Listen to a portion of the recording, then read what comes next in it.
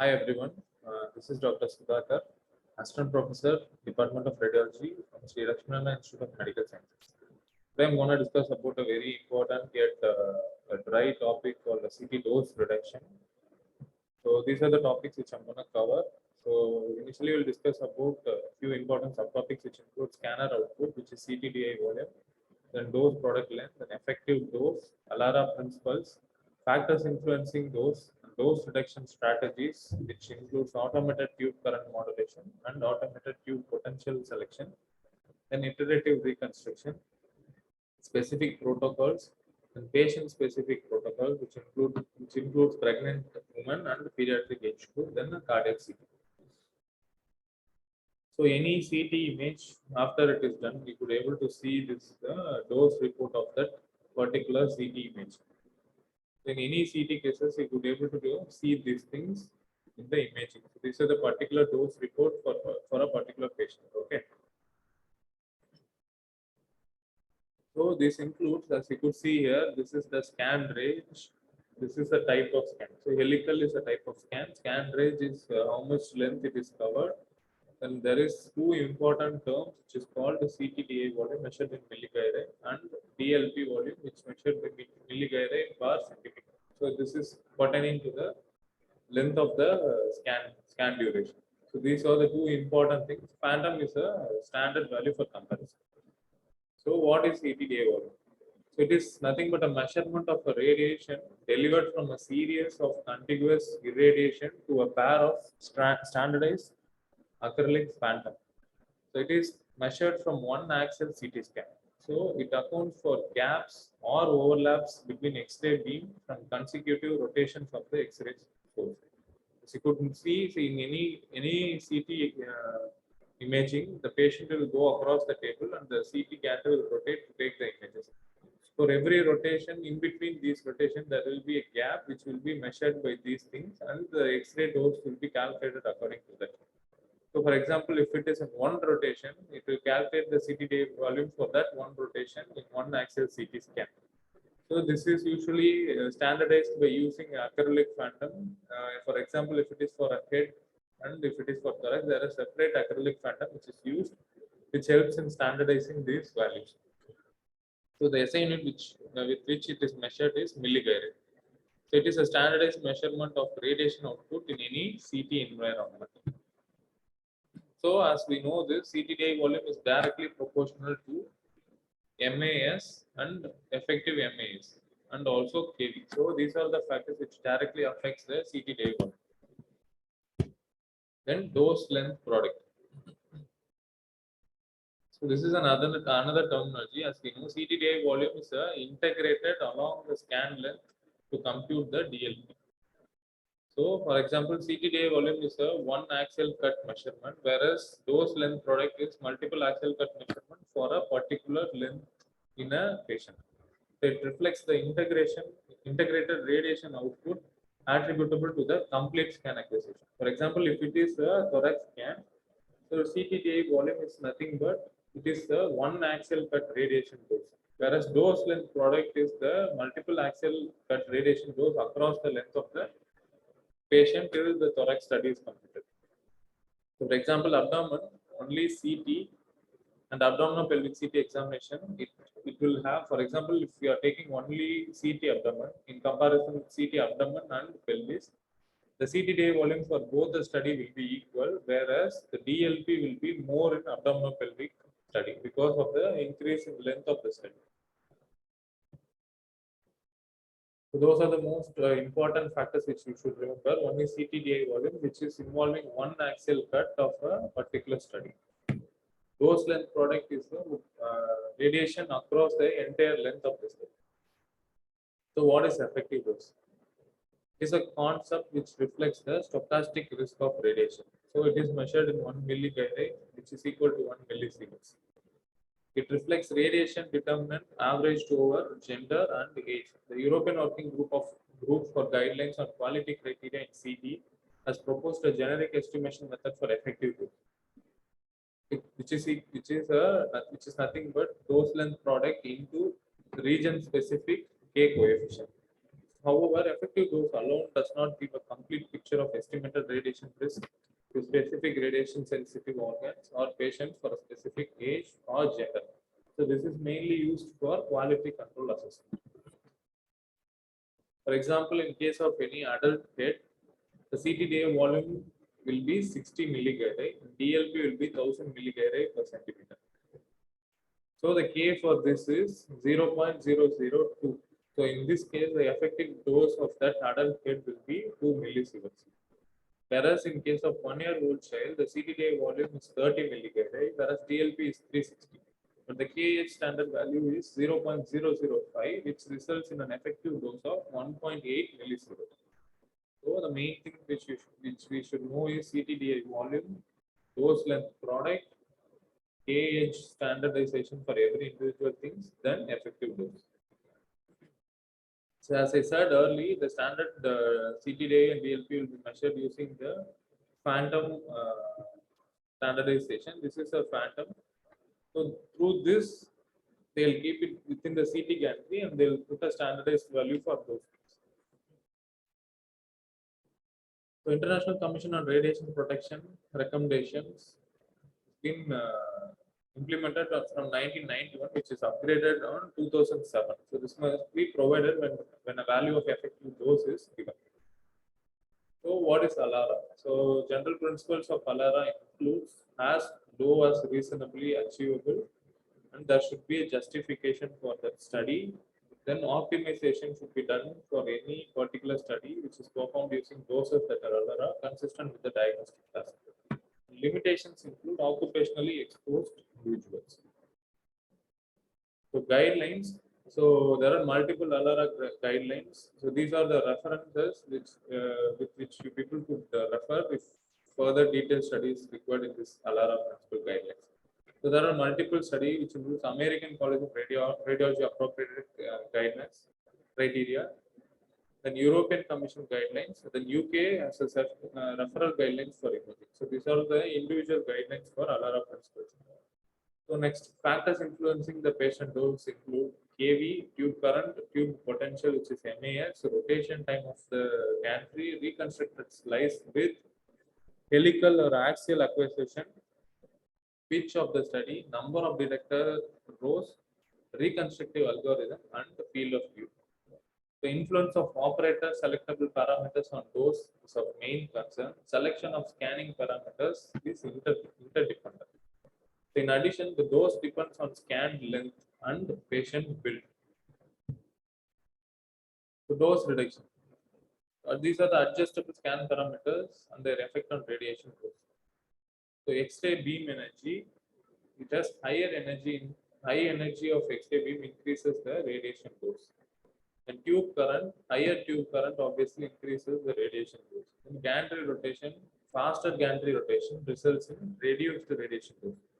Section thicknesses, thinner collimation is linked with increased dose, and higher pitch means decreased radiation dose. So distance of X-ray tube to the CT ISO center, so optimal patient placement decreases the radiation dose.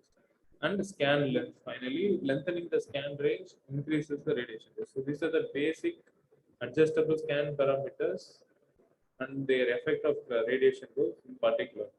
So you should always remember all these things. One is energy, tube current, gantry rotation, selection thickness, then pitch, distance of X-ray tube to the CT, ISO center, then scan length. So dose reduction strategies. So easy implementations. For example, check CT appropriateness, minimize the scanning coverage, and minimize the number of acquisitions. This is the easiest way of dose reduction which could be implemented. Then second is reducing the tube current, reducing the peak KV and reducing the MAS, and optimize the patient sampling, standardizing the protocol across the scanners. Okay, then vendor neutral imaging based de-nosing testing. This is like a self, for example, this is these are the softwares which will be installed in the individual vendor CT images, which will help in reducing the radiation dose to the patient. So these are the vendor specific hybrid iterative reconstruction. which helps in the reducing the reconstruction time of the images and thus helping the reduction in radiation dose. So first is automated tube current modulation and automated tube potential selection. So automated tube current modulation, MAS and rotation time are taken together as MAS per rotation. So obviously the tube current is directly dependent or directly proportional to the dose. So it is increased in those parts of the body with greatest attenuation. For example, shoulder, and it diminishes as the soft tissue attenuation decreases. So automated tube current modification software can reduce the radiation dose up to 40 to 50%. So this is a self already like this is an installed software in any CT machines, which automatically adjusts the tube current according to the study and according to the site of study, like for example, shoulder, abdomen, etc. So it can approximately reduce up to 40 to 50% of the radiation dose. The patient size, it is determined by the topographic image or spot image which is taken at first. Then Z-axis automated control, which adjusts along the length of the patient. Example, in case of thoracoabdominal CT, image quality in thorax and abdomen should not be identical. Should be identical despite that there is a difference in attenuation differences.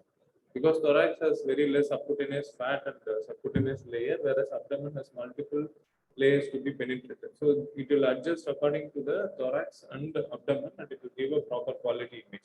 So these are the uses of the automatic tube current modulation. Then second is angular, which modulates as the X-ray tube rotates 360 degree around the patient. So this is across the XY plane. And fourth is combining of all this XY and Z axis. Then automated tube potential selection. So decreasing the KVP, which is extremely efficient means of reducing the radiation exposure, as the radiation dose changes roughly the square of the tube potential. So with the constant tube current, decreasing the tube potential from 120 to 100 kV, for example, reduces a dose reduction of up to 33, and from 120 to 80, dose reduction could be achieved up to 65%. So 120 is the standard KVP which is used in CT, where the automated tube potential adjustment could make it to the level of 100 or 80, which results in very much noticeable reduction in the radiation dose to the patient. As you could see in this two comparative images of same patient. So the first patient undergo first CT image abdomen is obtained using a 120 kV, post-contrast CT image, which is obtained using 120 kVp, and the other is obtained using 80 kVp. The CTD volume of 5.5 milligyri is noted for the CT which is took under 80 kV. So the CTDA volume for image A, which is under 120 kV, is around 13 milligyri, and this one B is around 5.5 milligyri. So you could see the noticeable difference between the radiation dose, and yet the image quality is seen much more better in image B, which is done with a lower peak kilovoltage. Because the KVP is decreased, the attenuation of iodine increases. So even without a change in the dose of contrast administration, which improves the tissue contrast in the image. However, if all other factors are kept constant, decreasing the KVP alone causes increased image noise. So image noise is nothing but, in a colloquial term, it is impurities in a CT image. So if we are able to see so much blurred images in CT, it is mostly due to image noise. So whenever the KVP is reduced, the MAS should always be increased to preserve the image quality, to avoid those image noise. So this is the basic which everyone should know. So just altering the KVP alone doesn't give a quality image. So whenever you reduce a KVP, there should be a counter adjustment of the MAS. So as you could see in this patient, so decreasing image noise and iodine-related contrast are seen in 100 kVp compared with 120 kVp. So first image is at 120 kVp is done at 120 kVp, whereas second image is done at 100 kVp. As you could see, this lever, for example, look at this density in this image and look at this. This is called as image noise.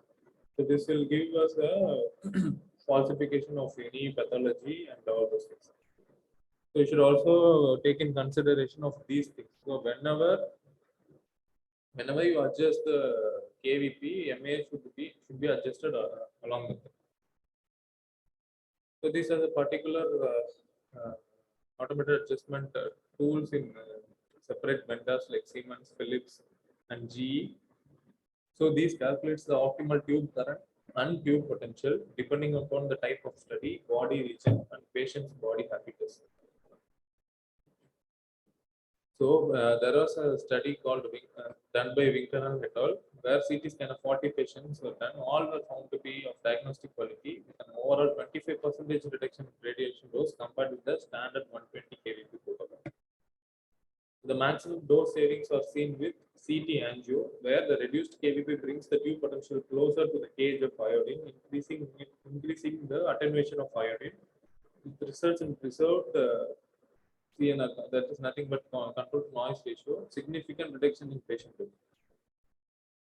The lesser degrees of dose reduction in conventional venous phase and non-control studies because lowering KVP needs a compensatory increase in MS. So the basic understanding of altering the KVP is with just reduction in KVP alone without any alteration in MAS would be much more useful in cases of contrast-related studies. Whereas all other studies, whenever the KVP is reduced, the MAS should be adjusted according to it. Then reconstructed slice width. In any single slice scanner, patient dose is generally independent of slice width. Whereas CTDA volume does not vary with slice width, whereas DLP varies with all those things. So therefore, DLP should remain constant. Example, a 200 millimeter long region may be scanned using 20 rotations with 10 mm slice width or 100 rotations with 2 mm slice width. So slice thickness does not increase the dose, is to emphasize that this is only if the MAS is not changed. So as a general rule, use of narrower reconstructed slices is associated with an increase in dose, but this is not due to slice thickness per se, rather due to the associated increase in MAS. Remember this, reconstructed slice width, alteration in the slice width just is not directly related to the width of the slice, but it is associated with due to increase in MAS. So why we prefer a helical rather than an axial? So this is the reason. So helical does not influence other than the small amount of over scanning at the start and end of the scan. As you could see, axial scan, you could see there is one axial cut which is been done. Then the gantry moves. Then again one more axial cut. Then the gantry moves. So you could see the in between areas are not covered, and whenever the slice thickness is more, there is multiple radiation could be possible. Increase in dose, that MAS, everything will be altered. So whereas in case of helical or spiral scan, as you could see, so the only disadvantage is there will be little overlap in the starting and ending of the scan, whereas it covers in a spiral pattern.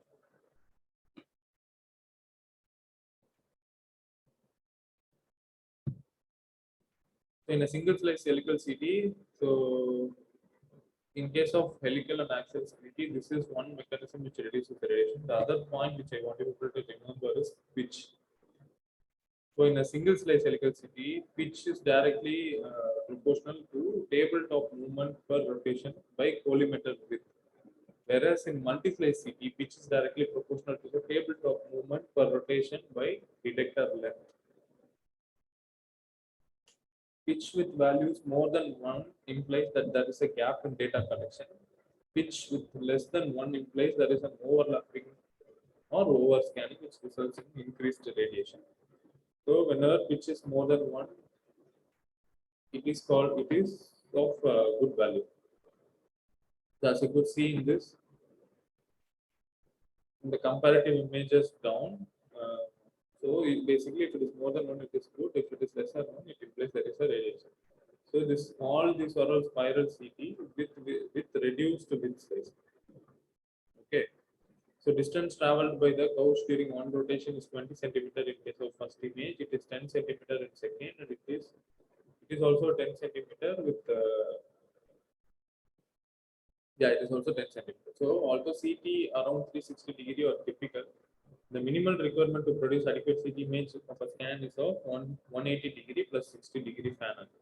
So this implies upper limit of pitch should be about 1 or 0.66 or 1.5. Remember this, the upper limit of pitch should be 1 or 1.5. So there, dose is inversely proportional to the pitch. The use of pitch of 1.5 rather than 1 leads to a 33% reduction in radiation. So this is very, very important.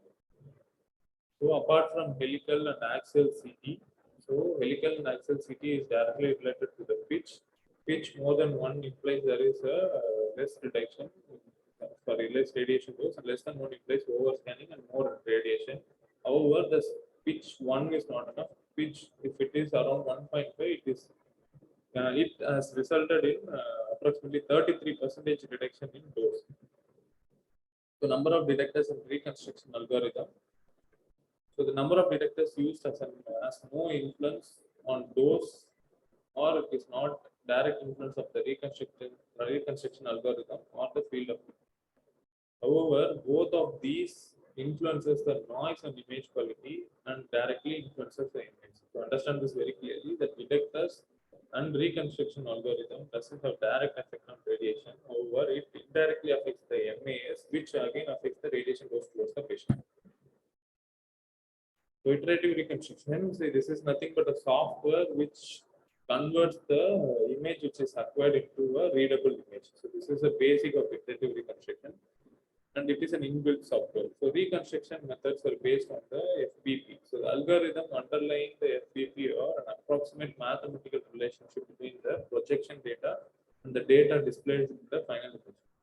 So only at high radiation doses, a situation in which noise is relatively diminished, FBP removes only a limited amount of noise, and this would limit the use of data with low contrast noise ratio, which results in a greater radiation. So these are all like the software which is used for reconstruction of the images.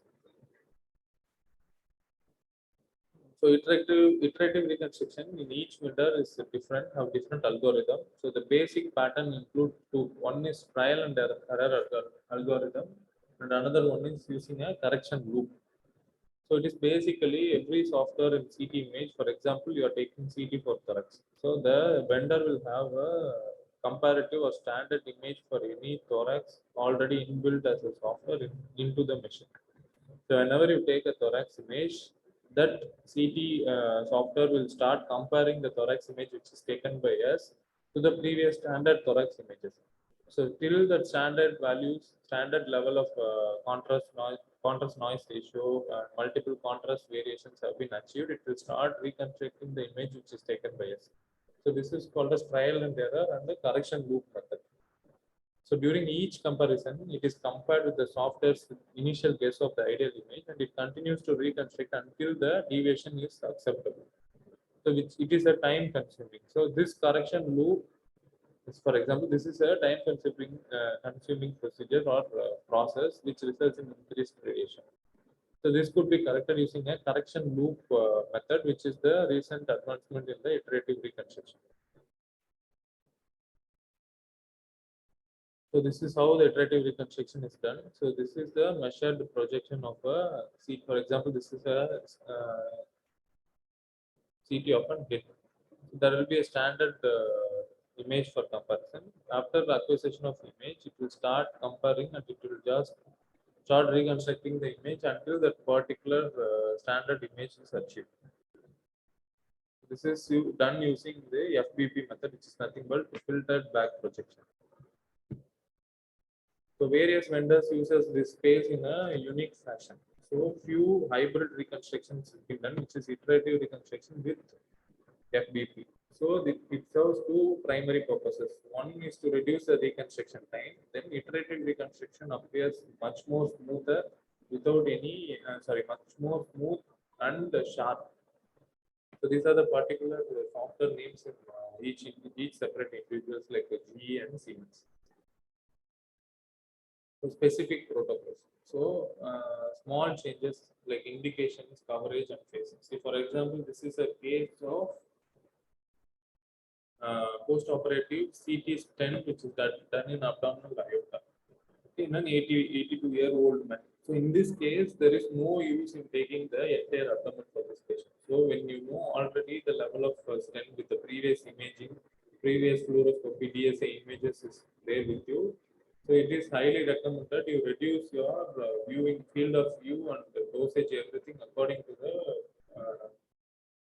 It should be like tailored particular for the individual patients. So it is very important. Like indication, coverage, and phases should be used tailor made for a individual patient. Then medium changes like reducing the tube current and peak voltage, which we discussed earlier. So some studies can tolerate more image noise. For example, KUP. So where you are looking only after identification of renal stone, where image noise is of not much importance. You don't need a sharp image. In those areas, you could adjust the image quality with reduction in KVP, which further reduces the radiation dose to the patient. Then divided into low contrast lesions like liver mets or pancreatic cancer, high contrast diseases like angio and enterography. And large changes like denoising and iterative reconstruction, which is like basically a software which we can't do anything about it. It's a software, inbuilt software within each render CT images, which helps us in reducing the radiation dose. So this is a specific protocol. For example, in case of CT enterography, MR enterography, if a patient is less than 30 years old or with known Crohn's disease, reduced coverage. For example, if a patient is required for a CT enterography, and if the patient is already a known case of Crohn's, diagnosed case of Crohn's, it could be altered with an MR enterography, which is just a follow-up study. And also, it could reduce the coverage of the patient if CD is mandated for the patient. It could reduce the coverage by reducing the lower lung exposure. Then previously there was a three-phase urogram. In case of any contrast enhanced KUB study, there was a three-phase urogram done previously. So now it has been updated to a split bolus technique. If the patient is less than 50 years old, for example, two-phase for follow-up of transitional cell cancer, where nephrographic and delayed only is needed, and reduced coverage for unenhanced and delayed kidneys to bladder only. You don't have to cover the entire abdomen. In case of CT colonography, same reduce the coverage to cover colon only. In case of any post-operative stent graft, it could be done for the delayed. For example, it should cover only 3 centimeters above and below the stent in all three phases. Okay. So then triphasic liver CT. So hepatocellular cholangiocarcinoma, indeterminate liver masses, not used to rule out metastasis, fatty liver, elevated liver enzymes. In these cases, you do only a single portal venous phase. So do not routinely include pelvis, and triple phase is not required in all liver conditions. There are few exceptions like fatty liver and portal hypertension seen in ultrasound, diagnostic ultrasound. So biphasic liver CT is primarily for evaluation of hypervascular liver metastasis like carcinoid, renal, and melanoma.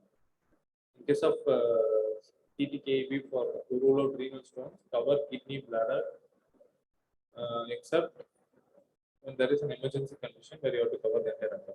Then lung cancer followed. Do not routinely include the pelvis unless it is requested. So patient specific. So in case of pregnant women, so the potential effects include prenatal death, UGR, reduced IQ. So indications most commonly required are appendicitis, pulmonary embolism, renal or ureteric conflict. To determine if the necessary diagnostic information can be obtained from any other alternative imaging method. So that should be our first step. In case of any pregnant woman with referral of CT, just think whether there will be any alternate diagnostic modality for that patient. If non-acute, try to postpone it. Appendicitis, scan volume is restricted to the necessary anatomy area. It should not be, entire abdomen should not be covered. Then, in case of ureteric or renal calculate, try to use a low MAS and high pitch under limited scan range without compromising the study quality, because CTKB doesn't require any sharpness of the image. So you could easily reduce the MAS and KB for that study. Then abdominal pelvic CT. So scan parameters such as wider beam, collimation, higher pitch, low MAS, KB and scan range are selected to reduce the fetal dose to 23 milligauge per scan range. Even for a routine dose level, biphasic CT abdomen and pelvis, probability of birthing and healthy baby decreases by only 0.5%. So remember this, even if you don't follow all these things, even if you do a routine normal level biphasic CT abdominal pelvis for a pregnant lady, so the chances of radiation related complications are less than 0.5%. So this is the ACR protocol for this thing in utero radiation related deterministic effect in case of pregnant woman, particularly for every individual weeks. You could refer this. Then the contrast most commonly used for CT is iron-netted media, which carries a low risk for adverse effects and anaphylactic reaction. Although iron-netted contrast media can cross across the placenta and either enter the fetal circulation, pass directly into the amniotic fluid. So there are animal studies which report there is no teratogenic or mutagenic effects from its use. So despite this lack of unknown, despite there is lack of known harm, it is generally recommended that contrast only be used if it is absolutely necessary, absolutely required in case of pregnant women or women with, yeah, like obviously in case of pregnant women. So what about lactation then? So lactation women who receive intravascular admitted contrast have been advised to discontinue the breastfeeding for 24 hours. However, because of its water solubility, less than 1% of iron-netted contrast administered to a lactating woman is excreted into the breast milk.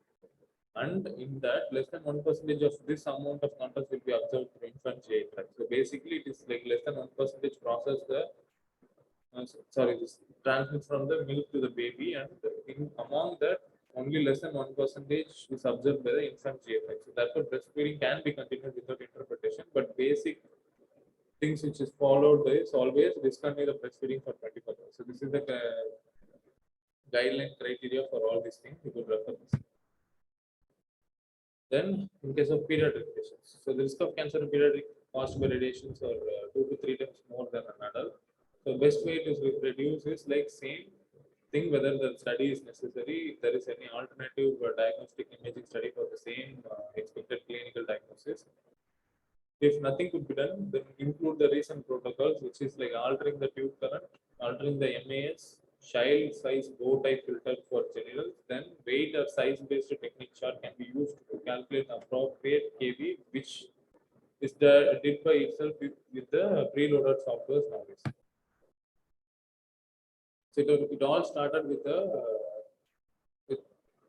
with a poster which has been released in US, which include an article in US Today based on AJR journal, which raised the public awareness that routine CT has potential to cause fatal cancers in children. So this was the point where all this awareness, everything started towards the radiation doses towards the pediatric age group patients.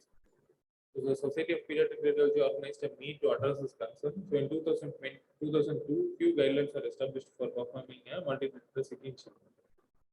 2009, image gently campaign was arranged by ACR Society, and there was an introduction of smart card method by 2012 and 13, which this is all in the US. So they had a smart card method where they hold a smart card which tells them about the radiation dose of the patient. So whenever the patient goes to a different hospitals for different study which includes radiation, they could use this smart card to calculate the radiation which they have received previously.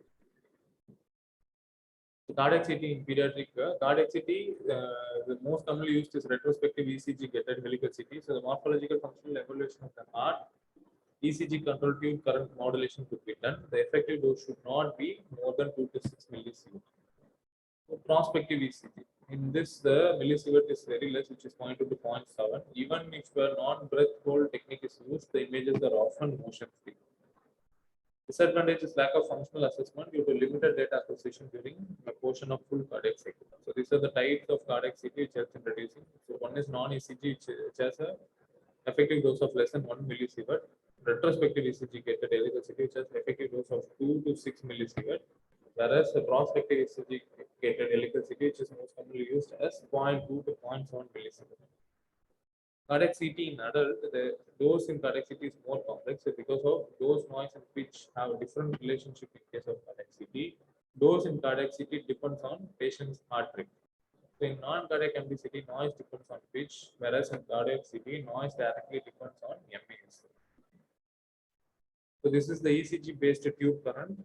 The main thing which like you guys should remember is there are different types of cardiac CT protocols. One is non-ECG, retrospective, prospective. Prospective is the most commonly used. In case of cardiac CT, in comparison with other MPCT, cardiac CT is directly related to MAS rather than pitch. So the required pitch, as we discussed, is 1.5. So dose is directly related to MAS, as you could see here. So the maximum organ dose value during a cardiac CT is as high as 50 to 100 milligrams. So since it is directly related to MAS, the only and most important way of reducing the dose in case of cardiac MDCT is reducing the tube current modulation. So these are the particular studies which showed that with getting an optimal level of heart rate, we could also reduce the dose. The optimal window for ECG-based tube current modulation. If it is, you should reduce you should maintain the heart rate of the patient with less than 65 beats per minute, intermediate and high. So if it is less, there is almost 60 to 76% reduction in the standard cardiac dose. So MAS is important. Apart from that, cardiac rate of the patient is also important. So what about in case of irregular heart rate? Some system automatically increases the tube current to the maximum level when a statistical trend analysis algorithm recognizes an RR interval that is significantly different from the previous rhythm. So the role of AEC in cardiac mode is limited to automatically adjusting the MAS, and it cannot be combined with other type of modulation. So these are the differentiations with cardiac and multiple electricity. So one, cardiac CT, it is done usually with prospective cardiac rhythm associated imaging. Second, it is not related to pitch, it is directly related to MAS. So the role of automated control is only by altering the MAS. And the third most important point is we should keep the heart rate as low as 65. So further dose reduction can be achieved by using lower kV like 80 or 100. Additional dose reduction is done by prospective ECG triggering. So conclusion, optimizing the radiation dose prescription is challenging because examinations with elevated radiation exposures give very acceptable images. Optimizing the right minimum dose for a range of patient size is tough and requires attention to all the tools of dose prescription. To satisfy the ALARA principle, radiologists should be familiar with CT parameters, optimizes the CT protocol, ensure the appropriate use of the modality to tailor examinations, and minimize the radiation dose for their patients. So basically, remember these subheadings. One is CTDA volume, second is dose length product, and the effective dose calculated according to the particular age group, then ALARA, then factors influencing dose radiation adjustments, dose reduction strategies which include automated tube current modulation, then automated tube potential modulation, then iterative reconstruction, which is a software, inbuilt software, which does the work of reducing the radiation, then specific protocols, especially those which we saw is like CT enterography, post-operative stent, CT KUB, then any follow-up cases with reduced protocol factors, then specifically for pregnant women, for lactating women, then pediatric age group patients with MDCT, then for cardiac MDCT. So these are the references which you could see, and these are the guidelines for particularly for pregnant and lactating. Thank you.